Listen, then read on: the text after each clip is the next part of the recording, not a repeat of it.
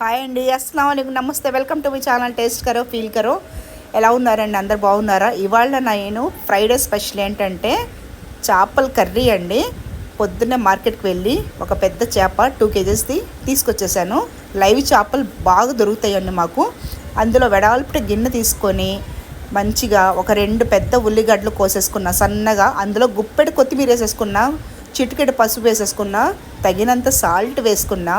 గరం మసాలాలు అన్నీ ఉంటాయి, యాలుక్కాయలు, లవంగా, చెక్క, గసగసాలు మొత్తం రోస్ట్ చేసిన పౌడర్ అది.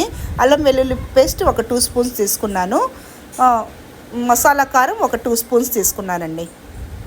ఈ రెసిపీ చాలా బాగుండిద్దండి. చూడండి, ఇది మా పాతకాలపు మా అమ్మ వాళ్ళ అమ్మ వండేవాళ్ళంట. అంటే మా ముత్తాత వాళ్ళ భార్య, ఏమో నాకు తెలీదు, అలా వండేవాళ్ళంట. ఈ రెసిపీ మా అమ్మగారు ఇలాగే చేసేవాళ్ళు అప్పుడైతే అల్లం వెల్లుల్లి పేస్టు దాంట్లో నూరుకొని, రోకల్లో నూరుకొని, మళ్ళీ కొబ్బరి గసగసాల పేస్ట్ నూరుకొని ముద్దలు చేసుకొని ఆ నూనెలో వేస్తుంటే ఆ స్మెల్ ఎంత బాగుండేదండి నిజంగా. ఫ్రెష్ మసాలా ఇది కూడా, ఇప్పుడు నేను చేసింది కూడా ఫ్రెష్ మసాలేనండి. ఇది ఇలా చేత్తో ఇలాగా కొంచెం వాటర్ వచ్చేలాగా మంచిగా రొట్టి పిండిలాగా పిసికేటట్టు మంచిగా పిసికేసేయండి. ఉల్లిపాయలు, మసాలాలు మొత్తం కలిపి ఇలా చేసేసిన తర్వాత నేను తీసుకొచ్చిన చేపలు కొంచెం జనం ఉందండి. ఈ ఫిష్ అసలు ఎంత ఫ్రెష్ అంటేనండి, లైవ్ ఫిష్ అండి. తల మీద తను ఆ ఫిష్ కొట్టి అప్పుడు కట్ చేశాడు తను. అసలు చాలా లైవ్ ఫిష్లు చాలా దొరుకుతాయండి మాకు, ఫ్రెష్ ఫిష్లు మాత్రం ఇక్కడ. నేను పెద్ద పెద్ద ముక్కలు ఇలా పెట్టేస్తూ ఉంటాడు, సైడ్లో అన్నీ పెట్టేసుకుంటా వస్తాను. పొట్ట ముక్కలు అంటే మా పిల్లలకి చాలా ఇష్టం, అందుకనే నేను అలా కోయిస్తాను. జనం ఉంటే ఇలా సైడ్లో వేసేస్తాను. జన తింటే చాలా మంచిదండి. ఎప్పుడు చూసుకుంటూ ఉండండి. ఫిష్ కటింగ్ చేసేటప్పుడు మాత్రం చూసుకుంటూ ఉండండి. జన వస్తే మాత్రం తెచ్చుకోండి. జన తింటే మాత్రం ఆయాసానికి చాలా మంచిది. చిన్నప్పుడు మా మమ్మీ అలాగే చేసేవాళ్ళు మాకు. జన ముందు ఫ్రై చేసేసి బౌల్స్లో వేసి ఇచ్చేసేవాళ్ళు. జన తినండి చాలా మంచిదని. ఇప్పుడు ఎలా చేస్తున్నారు ఏదో తెలియదు, కానీ నేను మాత్రం పాతకాలపు అలవాట్లే చేస్తానండి. 90s కిడ్స్ ఎలా ఉంటారో తెలుసు కదా మీకు. ఎలా అమ్మ నాన్న ఎలా పెంచారు ఇంట్లో, అదే పద్ధతిలాగా ఇంట్లో అలాగే వచ్చింది. చూడండి ఎంత తెల్లగా ఉందో ఫిష్. ఇక్కడికి వచ్చిన తర్వాత మళ్ళీ నేను ఉప్పు పసుపు వేసుకొని మళ్ళీ కడుక్కున్నాను. ఒక ఫిష్ మొత్తం ఒక సటెలో నాకు సరిపోయింది. ఒక బౌల్ ఏమంటారు దాన్ని, ఒక డెక్షాలో సరిపోయింది. అందులో తగినన్న వాటర్ పోసుకుంటున్నాను నేను. తర్వాత కొంచెం వేళ్లతో ఇలా చేస్తూ ఉండండి, స్పూన్ పెట్టి చేయకండి. అప్పుడే వేళ్ళతో ఇలా చేయండి. కొంచెం ఎక్కువ ఎక్స్పీరియన్స్ ఉన్న వాళ్ళే ఇలా చేయగలరండి, నిజంగా చెప్తున్నాను. ఫిష్ కర్రీ వండాలంటే ఒక టాలెంట్ ఉండాలి. మీ దగ్గర ఆవకాయ నూనె ఉంటే మాత్రం ఒక 2 స్పూన్స్ వేసుకోండి. నేను ఇప్పుడు వేస్తుంది పల్లి నూనె, ఒక 4 స్పూన్స్ వేసుకుంటున్నా. నా దగ్గర ఆవకాయ నూనె ఉంటే మాత్రం ఒక 2 స్పూన్స్ అది కూడా వేసుకుంటా. 2 కలిపి యాడ్ చేస్తాను. పచ్చడి పైన నూనె కర్రీలో వేస్తే మాత్రం ఇంకా చాలా బాగుండిద్దండి. అది ఇంకోటి అంటారు, ఉల్లిపత్తి అంటారు తెలుసండి. ప్యాస్కి పత్తి అంటారు మాలో. ఉల్లిపత్తి తెలుసు కదండి, అది కూడా సన్నగా కట్ చేసుకుని వేసుకుంటే ఇంకా బాగుండిద్ది. అది నాకు ఇప్పుడు దొరకలేదండి, చూసాను మార్కెట్లో లేదు. అందుకనే నేను కొత్తిమీరతో ఇప్పుడు చేసేస్తున్నాను. లేకపోతే ఎప్పుడు చూసినా అది తెచ్చుకుంటాను నేను. ఉల్లిపత్తి సన్నగా కట్ చేసుకుని వేసుకుంటే మాత్రం చాలా బాగుండిద్ది. ఇంకో 5 minutes తర్వాత ఉడుకుతుంది చూడండి. ఆ వాసన ఇంటి మొత్తం మాకు వచ్చేస్తుంది.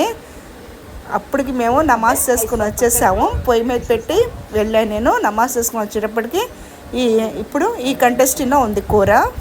చూడండి ఎంత దగ్గర పడుతుందో, లూజ్గా. ఇప్పుడు మనం ఎక్కువ అవసరం లేదు, ఒక 2-3 minutes పెడితే చాలు. ఇంకా జన కూడా కదలేదు చూడండి, మనం ఎక్కడ వేసామో అక్కడ అలాగే ఉంది. ఈ జన ఎప్పుడెప్పుడు తినాలా అనిపిస్తుంది నిజంగా అసలు. అందుకని కొంచెం అటువైపు, ఈ సైడ్ వైపు, ఆ సైడ్ వైపు తిప్పుకుంటూ ఉన్నా నేను.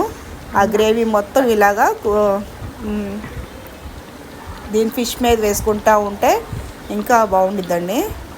ఎక్కువ కదిలించకండి, అంటే కొంచెం ఎలా అంటే కొంచెం కింద నుంచి తిప్పుతూ ఉండాలి మనం ముక్కలు, లేకపోతే విరిగిపోతూ ఉంటాయి. ఎప్పుడు సిమ్ మీద, ఫస్ట్ ఫుల్ మీద పెట్టేసి తర్వాత సిమ్ మీద పెట్టాలండి చేపల కర్రీ ఎప్పుడు.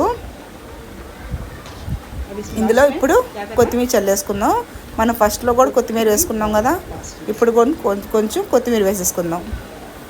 పచ్చిమిరపకాయలు కూడా నేను వేసేసానండి ఇందాక. పచ్చిమిరపకాయలు ఒక 4 తీసుకున్నాను ఒక చేప కర్రీలో, ఎందుకంటే మేము కారం తక్కువే, మేము మసాలా కారమే వాడతాము. మా ఇంట్లో అందరూ కారం తక్కువేనండి.